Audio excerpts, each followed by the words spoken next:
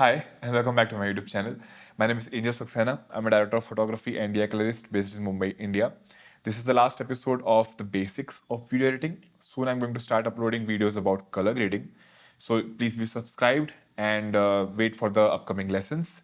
And you can check out the existing series, the whole playlist down below. I have linked to it in the description. And in this video, I'm going to talk about the deliver page, the delivery tab, which takes care of all the exporting of video and audio. So once you're done with your project, this is where you need to be. So let's not waste any further time and let's quickly get to the lesson. Okay, so before we even go to the deliver page, inside of the edit page, I need to go to the timeline, make sure that the right timeline is selected, right click on it and go to timeline settings. Now, I need to make sure that if the footage was shot on 4K and I was editing on a 1080p timeline to make things easier on the computer, I need to switch it to 4K, all right? And I need to make sure that the right FPS is selected. If by chance the footage was on some other FPS, like for example, it can be 30 FPS or 24 FPS, and by mistake I made a timeline on 25, then I need to make sure that I change it before I go to the deliver page. I have made videos about timeline and about setting up your project in the previous episode, so you can refer to that, how to make sure that the right timeline FPS is set. All right, so I'm satisfied with these settings. Let's hit OK. And now I need to make sure that the right selection of the timeline is made. So to do that, we just press I to begin a selection, and then at the right spot, I'm going to press O. So as you noticed, I went to one frame before the very last frame. So essentially, if you go to the very end and then you press O, it will take one more frame in your export, because actually this is your last frame and not the one that seems to be the last frame, right? Okay, so now I have a perfect selection of the area I want to export. And by chance, if I want to export only till, for example, say 50% of the timeline, and I press O, only that part will be exported when you go to the deliver page. I don't want that. Let's press Ctrl Z. Okay, now I have the right selection that I want to export. Let's go to the deliver page. Okay, it will take some time occasionally. All right. Now, first of all, we have a place to rename the file. So let's say I want to keep it same as the timeline name. So I'll go to the timeline once again, and by just clicking on it, I will have a selection over it. Let's Control C to copy it. Let's go back to the deliver page, and then we can just paste it. Now I have the timeline name, which is the ideal way to export your project, so that you have a better understanding of what date you exported. I obviously have the right date and right time on it. Let's give it a location. I'm going to export it just to the desktop for this very example, and let's hit save. And now we have the destination and the file name. Now, under this column, we have two options, single and individual. If it was set on individual clips, then it will render each and every single video clip, so that you can, maybe give it to another editor, or there can be many usages. If you want to export single clips, then that's the option to go for. If you want to export the whole thing together as an edit, then you need to make sure that it's set to single clip and not on individual clips. All right. So now we have video, audio, and file settings. So first, let's explore the video settings and make sure that this checkbox is on. Otherwise, it will only export audio. So we have this checkbox on. By default, it's turned on, obviously. We have formats. So if you're on a Mac, it's always the best option to export QuickTime files. But even on Windows, you have that flexibility. We can choose codecs. Generally, you may want to choose H.264. Encoder, if you have a better graphics card like NVIDIA, you can set it, or you can just let it be on auto. It will take care of it. If you're using the Resolve free version, then it won't take your graphics card or your GPU into use for delivering. It will only export via your CPU. But if you have the studio version like I do, it will obviously make use of that. Now we have resolution, and notice that it already is set to 3840 by 2160 4K, because I made sure that my timeline is correct. If my timeline was at 1080p, and if I would choose resolution 4K, then it will upscale it, but not natively take all that pixels and all that information. So you need to make sure that the timeline is correct and the deliver resolution is also correct. So obviously you can downscale it to 1080p and 720p if you want to, but that's not what we want. We want full 4K resolution, and we have the right frame rate. It won't change because the timeline frame rate doesn't change very flexibly. You need to do so many things, which I will make a video about later. And in quality, now you can restrict it to a particular bitrate. I usually do that. So for 4K, I will recommend at least 45,000. For 2K or 1080p, I will recommend at least 25,000. Although it depends on your use case, on your delivery requirements.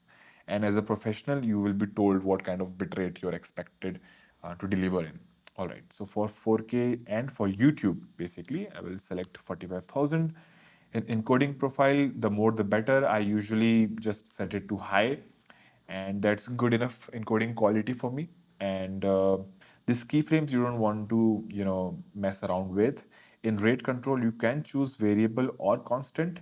In variable bitrate, it tries to save some space wherever possible, so that's an option. Obviously the file sizes will be lower, but the bitrate won't be consistent as your requirement. So usually I put it to constant bitrate.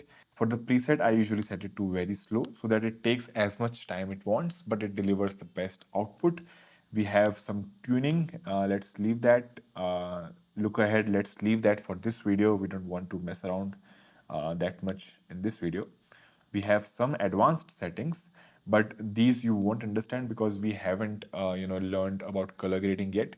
So I'm just going to let it be for the moment, but this is not how it's supposed to be delivered like. Okay, but you can't go wrong with CMS project at the very moment. Now we have subtitle settings as well, but we haven't learned how to subtitle.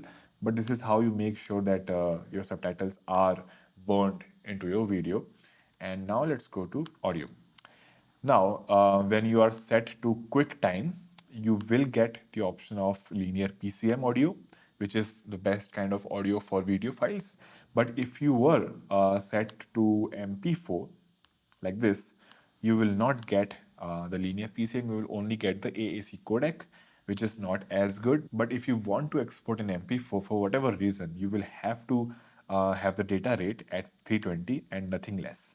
Okay, and sample rate will be 48,000, and output track, let's leave it. It has to be stereo for the moment. Audio normalization is something that you can select, and you can use these settings like YouTube, and you can also use custom settings so that you can set your dBFS levels according to your delivery requirements, which is something that let's not discuss right now. And let's go back to video again so that we can see the QuickTime settings, which are much more better.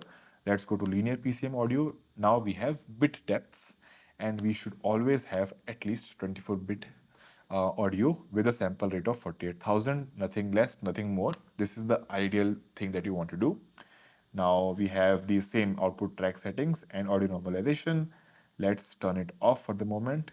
In file, you can mess around with these settings. You can choose timeline name, like I usually do. You can click on it so that it automatically detects the timeline name and it will rename it like that. But you can always choose custom name so that you can go to these pointers in your timeline name, and you can write things like 4K and 45 Mbps so that you can have multiple layers of information in your export.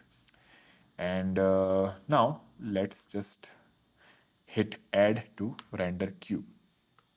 Great, as easy as that. Now it's not done. Okay, we need to still press render all. And by chance, if you want to make any changes to these render settings, you can always go to this pencil icon, and it will detect whatever settings this particular render queue has. And then you can mess around with these. Like for example, I want to change the data rate to 50,000, and then I will click on the update job, and it will automatically update to its latest form, and then you can just press render all. So why do we see render all and job 1 here? Because we can add multiple jobs to this render queue, and that's very handy. So at the moment we have a 4K file ready to be exported. You can see by just clicking on this pen icon, and you can see that it is set to 4K. Now, what if I want to export this very sequence, this very timeline into 1080p? So I can just drop it down to 1080p and I will go to my file name and I will set it to 2K and less kilobytes. So 25 and I'll set it to 25 kilobytes per second. Okay. Now, when I add a new job, it will create job number 2. And I can go back to job number 1 by this icon, by this pencil button. And I can see that it's set to 3840 and at 50 kbps. And I can click on this button and hit save job. And it will show me 1080p at 25 kbps. So now I have two versions of that timeline, but it will export the very same footage. But if you want to make changes in the edit of a timeline, a slight difference for a different export, then it's not a good idea to do it on the same timeline. Just make a duplicate of it and then make a different job for that export. So you can have a different text in your timeline number 1 and a different text in your timeline number 2 and make different jobs for both of these timelines. You can just duplicate and make different changes and then make different jobs on that duplicate so that you don't have a repetition of the same file. So for example, let's add a title to it. So I have a basic title on this layer now, right? Now, as you know, we already have two jobs created on that timeline. But now that I have a text on it as well, it will automatically update it because we haven't rendered that timeline yet. So that job is still taking information from what the timeline currently has. So we did make the job before the title was added, but it will still be exported in both of these jobs. So if I wanted an export without the title, then I will have to make a different duplicate. Let's go and duplicate it. And in this duplicate, I will keep the title on, but in the original file, I will delete it. In the duplicate, I will rename it to, let's go a little back. I will rename it to cut number 2. I will also change the time because the time has changed slightly. It's 01, it's sorry, 1333. Okay. Now in this duplicate timeline, I will go to the delivery page and now I will add to render queue. Now this will have the basic title, but when I click on job number 2, it won't have the basic title. And job number 1 will also not have the basic title because that timeline does not have that basic title anymore. So this is how you handle multiple jobs in one render queue. And now I can select whichever job I want to export or select them all uh, like so with holding on to control and selecting them all, and I can hit render all and it will render everything one by one, but you won't have to sit around and wait to see if the render one is over to hit on render again. So this is how you deliver a video. Now let's see if I want to deliver only an audio, right? So let's check off this video box. Now I can go to audio settings and I will see a format and codec for my audio this time, not just the codec, because now I have to make a container for my audio file. So I can make it QuickTime or I can choose MP4 or WAV, which is the best. Now linear PCM is a good idea, obviously, and we have the same sample rate for 8000 and bit depth at 24. And now I can use these settings again and just render queue, and you will see that it says .wav and whereas it says .mov to the previous three jobs, right? But make sure that you have the right selection for it and all your channels are turned on and not muted. So this is it for this video. I hope that you have a much greater understanding of DaVinci Resolve 18 as we have covered 15-16 videos so far in this basics video editing series. Again, you can check out the whole series. I have linked to it down below in the description. Thank you so much for watching and I will see you in the next one.